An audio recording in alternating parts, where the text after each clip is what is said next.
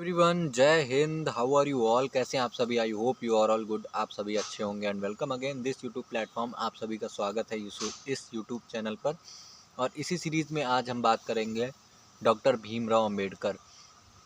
ये बहुत बड़ा नाम है। अगर हम इनकी लाइफ लर्निंग्स को जानेंगे, इनकी सीखों को जानेंगे। अच्छा, मेरा ये इन सभी वीडियो का बनाने का मकसद ये है कि उस समय जो हुआ, जैसे कि राजा राम मोहन राय के समय में सती प्रथा थी। तो अब मैं इस वीडियो में बताऊंगा कि हाँ, सती प्रथा पे उन्होंने रोक लगाया।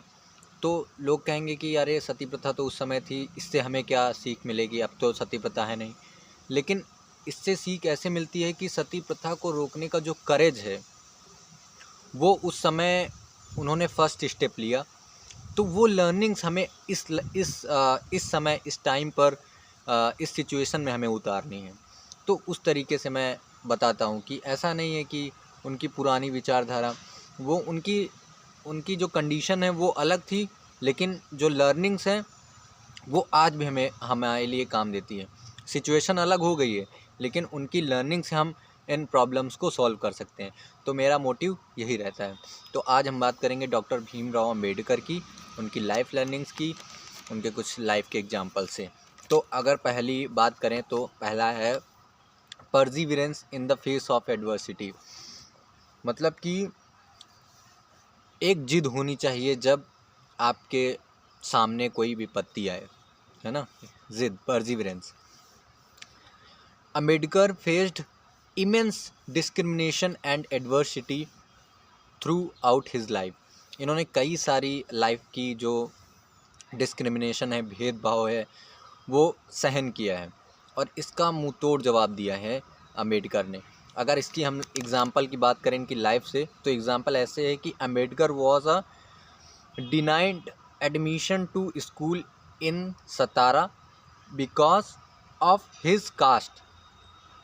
इनकी कास्ट की वजह से इनको सतारा, जो कि महाराष्ट्र पुणे में एक विद्यालय था, छोटा माध्यमिक मतलब, तो उनको वहाँ से कास्ट की वजह से उनको निकाल दिया गया। बट जिद, अपनी जिद के कारण his eventually gained admission in Elphinstone high school in Mumbai.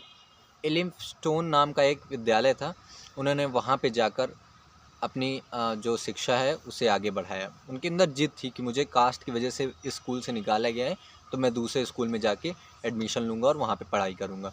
तो आप अपनी लाइफ में सिचुएशन, अब तो ऐसा नहीं है कि किसी कास्ट की वजह से स्कूल में एडमिशन नहीं दिया जा सकता है।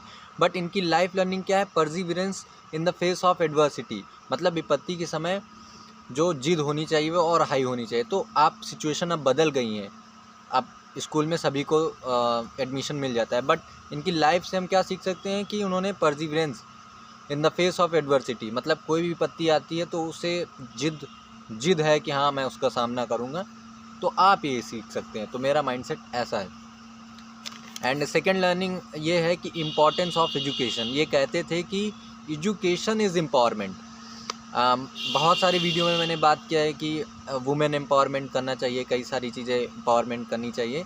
बट ये कहते थे कि एजुकेशन इज़ एम्पावरमेंट। आप एजुकेशन दीजिए, सभी चीज़ें एम्पावरमेंट हो जाएंगी, है ना। तो इसका एग्जांपल है कि इन्होंने कैसे एजुकेशन को एम्पावर किया। तो वो ही establish the people education society aim to provide education marginal communities. इन्होंने पीपल एजुकेशन सोसाइटी ये इस्टेब्लिश्ड किया और इसका एम ये था कि जो मार्जिनल कम्युनिटीज़ हैं उनको एजुकेशन प्रोवाइड करना, है ना। तो देखिए कैसे इन्होंने शिक्षा पर जोर दिया ज़्यादा से ज़्यादा। And third is and last की लीडरशिप एंड विज़न।